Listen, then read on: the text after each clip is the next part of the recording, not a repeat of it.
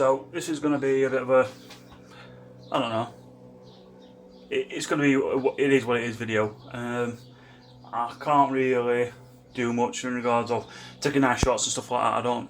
I try to do that, not always successful, I know, but you know, it'll be what it is. Anyway, what I'm going to be doing is, I've got a small amount of rust on the sill on the passenger side rear quarter, and I'm going to be trying to tackle that today. So what I'm going to be doing is using this Jenolite rust converter. Water-based formula applied directly to rust, allow to dry, paint after 3 hours. So, you know my vehicle by now, it's a case of, it's a bodge, but it's a good bodge. Once I've done this rust converter, I'm going to paint it with smooth black Hammerite. It's good stuff. It's, you know, lasts 8 years on railing, so it'll be good enough for the car. That's probably not going to last 8 years to me. So I've got my brushes at the ready. Excuse the window tint.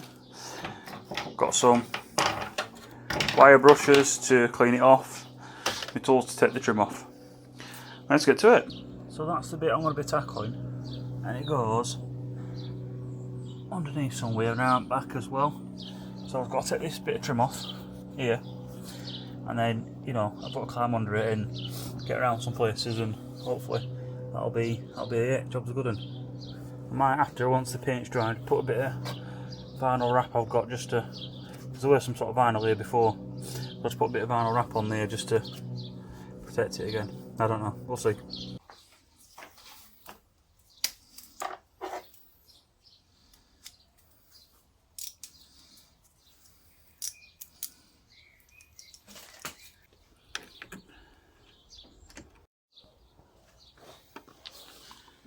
Alright,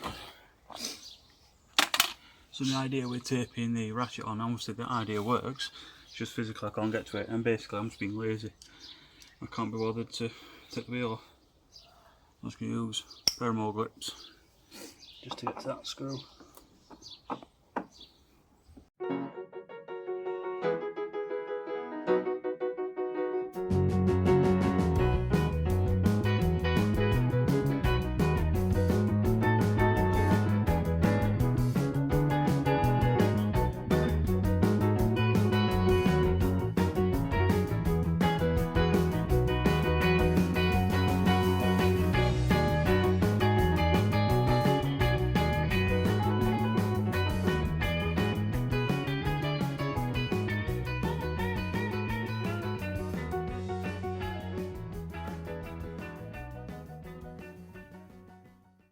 Right, so I've got the plastic cover off.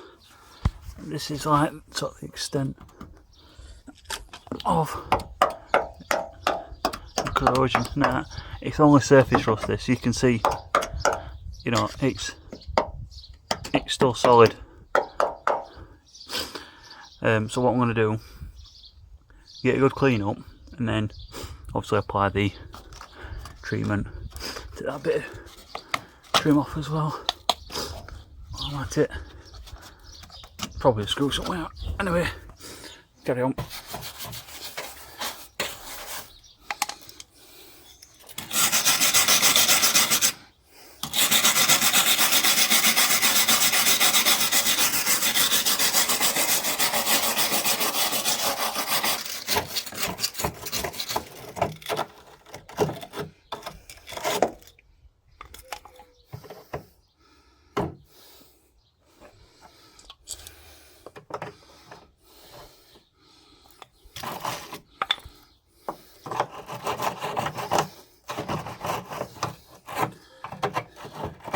Right, turning out to be that it's going to be, I need to take the wheel off.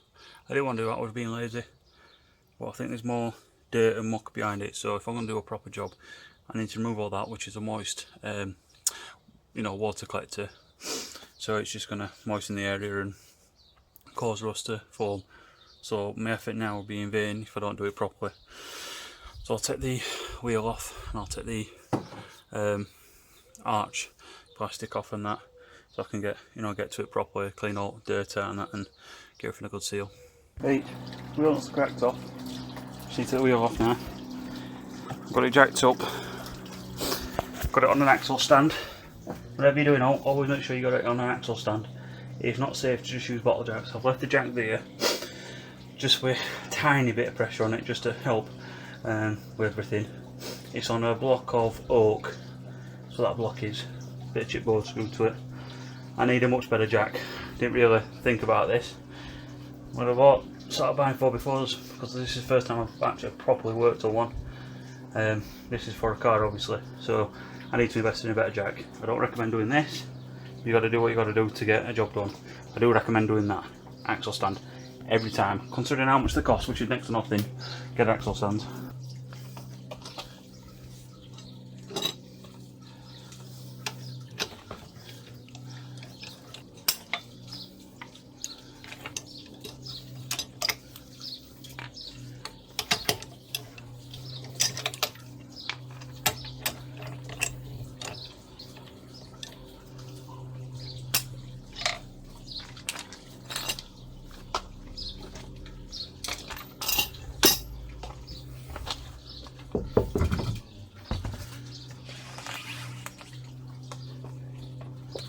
Right, well, I can work on it now, uninhibited.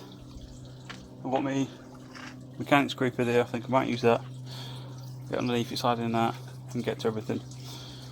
Yeah, camera shots are going to be a bit of pants. Let's do it. Alright, sorry I weren't filming. This is what I've got to contend with. I've had to take all the plastic off. I'm going to struggle to get this bit of trim off, but corrosion kind of stopped. But I've got surface corrosion there, I've got surface corrosion there. That's getting fairly bad. There's a bit there. So what we're going to do is we're just going to clean it all up, brush it all down, and use that Jenolite to just go everywhere with it. Just liberal amounts while I'm here. Everywhere else isn't too bad at all, really. I'll peel that back. That's not bad. It's only bits. But that needs dealing with now, sooner rather than later. You can see where this is just like sand and dirt.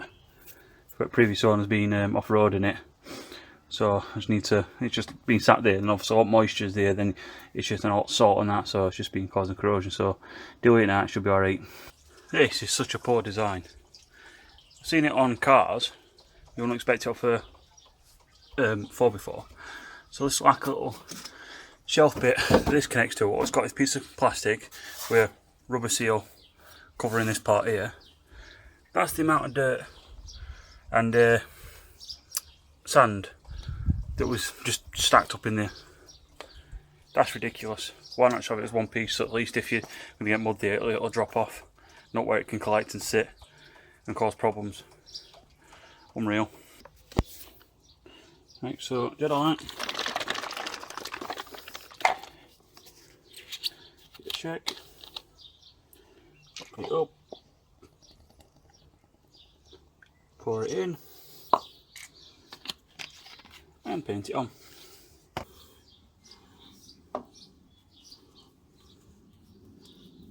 Oops. Spillage.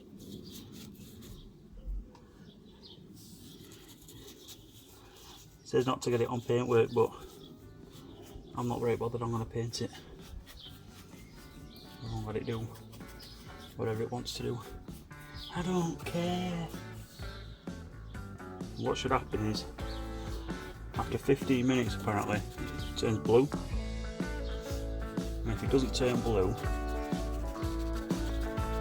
after 30 minutes, apply some more. And what I did as well to get the sand out of there, got over that.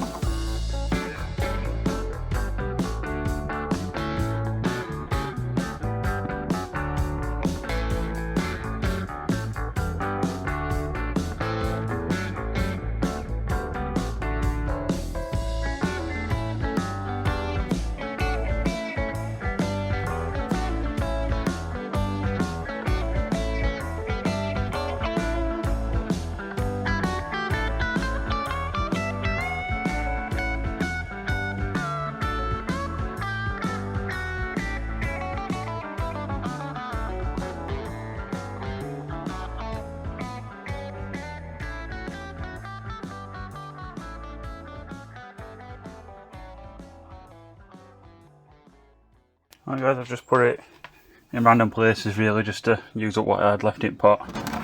But this is the extent of it. I didn't want to film because I didn't want to get it covered on my phone because I don't know what it's going to do to like plastics and glass and skin. I'll just wash my hands and whatever. So I've covered the area. All areas I wanted to cover, so I covered extra areas just to try and use it up a bit. And it's gone on like a pink at the minute. There's little tinges of blue forming, so it's only been about 3-4 minutes since I put it on, so we'll just see how it gets on, and then like I say, we'll go from there. I'll bring you back once it's been 3 hours. So it's saying I need to wear gloves and all sorts of this.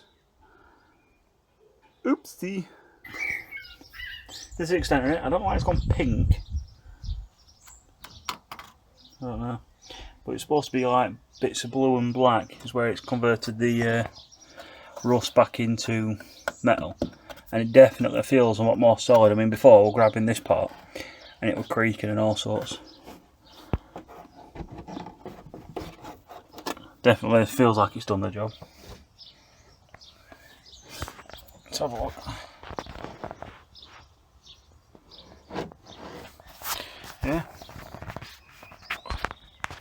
Yeah, definitely looks like it's done the job. Little pots of bits I just used to use the Jenolite up. Let's get cracking.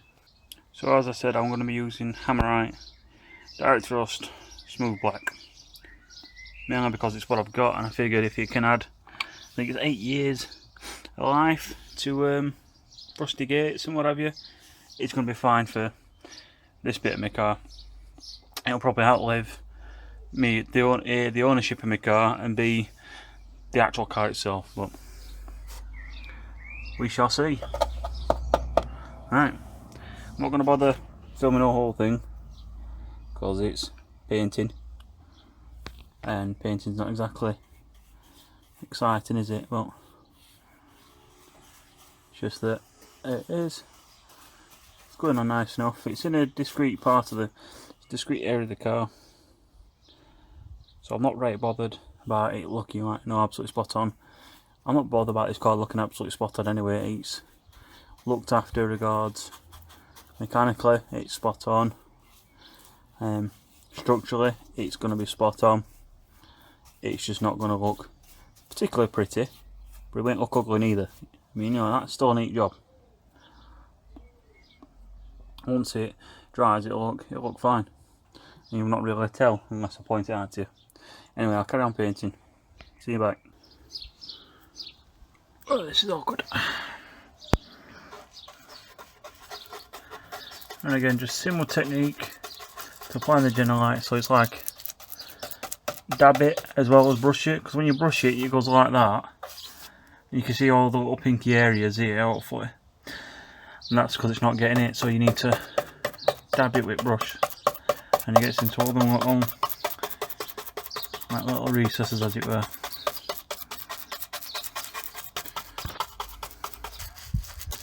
There we go. Get in there. I'll carry on. I've still got those bits to do there. I probably should have done the underside first, and I'm less likely to get dripped on by what I've already done. I mean, it looks a bit rough and that, but when you've used rust converter of any kind, it's always going to be a bit rough looking. But I'm not bothered. If it stops it rotting, makes it solid again, it means it's worked. I don't care. Alright then, guys and girls, this is it done. So that's where I thought I had the main problem originally, and obviously that's what I then uncovered, and then uncovered more stuff. Okay. You didn't get it, little shit. That's just because it's shiny, that's just reflection, it's not rust. Believe me.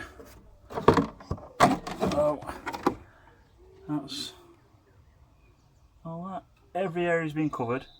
Again, it's got like a weird shine at the minute.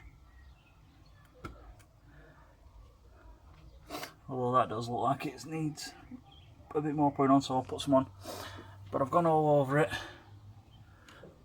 And, oh, excuse me, underneath there, Hopefully you can see it because I'm not bending down in that position again because it hurt. All up there, behind yonder. Used a bit up on there, done it behind there. So hopefully that's the main culprit. It were absolutely solid once the Jenolite had done its stuff. So it seems like it's good stuff. It didn't go entirely blue and black. Some areas were a bit pink. I don't know what that means. If it don't matter to me, it felt solid, so I'm happy. Job's a good one. I'm not sure you me reassembling everything because that's boring. We all know how to do that. But yeah, so that's that job done. I was saving it for a bit later, but while being furloughed and a bad time, I thought, you know, I may as well get to it. So I spent 19 quid, I think it was, something like that, on a bottle of Jenolite, and I've probably got 85–90% of it left. So there's plenty there, and it does go a long way. Hammerite, that cost about 8 quid for that little tub, half for it's used. Thanks, noisy neighbours. I've used half for it, still got half the tub left, so there's plenty there. And again, that does go quite a long way, and it covers quite a large area, even though I put it on thick. I'm absolutely covered in Hammerite still. I've washed my hands 3 times now. I've got no, what do you call it? Bloody hell.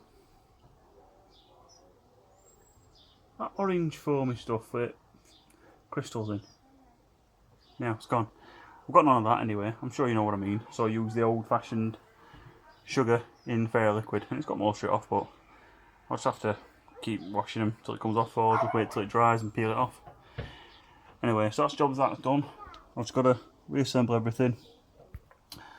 Once I've done that, I can move on to the next job, which is going to be, the way I'm restricted, I've got to get car off drive, turn it round, put it up front, then I can do the tinting on the driver's side. Still got that to do. Everywhere else it's done that needs to be done, so I've got that square is done, rear tailgate's done, those 3 are done, it's looking good. Do drive side tinting, and then I've got some track rods to put on, not track rods, stabilised link arms to put on, but the trailing arm or whatever you want to call it that they attach to, that's shifted, which apparently is a common fault on these, and it's causing the stabilised link arms to like rub against the suspension. So once I flip the car around and I can do the tinting, I can jack that up. Hopefully I'm going to be able to get a new jack before I do that, because that it's perfectly fine, it's just not adequate for this height. I've had to do some dodgy stuff to get it up. That's what she said. So yeah, so I'll turn it around, get them on, get stabilised link arms on, and then I can sort that out. Apparently you just have to readjust it, realign it, stick a Jubilee clip here. So what I'm going to do is I'm going to do all that, braid the area around it, put a Jubilee clip on, but what I'm also going to do, I'm going to go on Amazon and get some two thingy epoxy. Get that, some of that strong epoxy on. I think Gorilla Glue will do a good one. Use that and put it in place, put the Jubilee clip on, wait for it to cure. Once it's cured, I'll put the new stabiliser link arms on, and you know, jobs should be a good one. Apparently just putting the Jubilee clip on its own, just how that's, you know, tightened, that works fine, but I just want to make sure I do it once and I don't have to piss about doing it again. So I'll do it with epoxy as well, and hopefully that'll be it done, because again I don't have access to a welder, which is really pissing me off now. I can only have like 16 amp draw in garage, so if anyone could tell me or recommend to me a good welder that's about 100 quid, that's, you know, good quality, it's not going to blow up in my hands or whatever, that's going to be alright for what I want to do, so bits and bats at home, bit on car and stuff like that. I'm not a professional, I'm going to be pissing about with it, and I love that, because that way I can get some jobs done properly, like properly do a roof rack. I don't like this roof rack, I think it's shit, but I want to get a good one and get it, you know. I don't want to pay though, they're like 400 quid for the one I want, so I'd rather get some steel and just make one, but I want a welder. So it swings and roundabouts. Anyway, I'm babbling on, I need to get this done, so yeah, that's it. Thanks very much for watching. If you like the video, please consider liking, sharing and subscribing, and if you already are subscribed to the channel, thank you very much, your support means a lot. Until the next video, bye.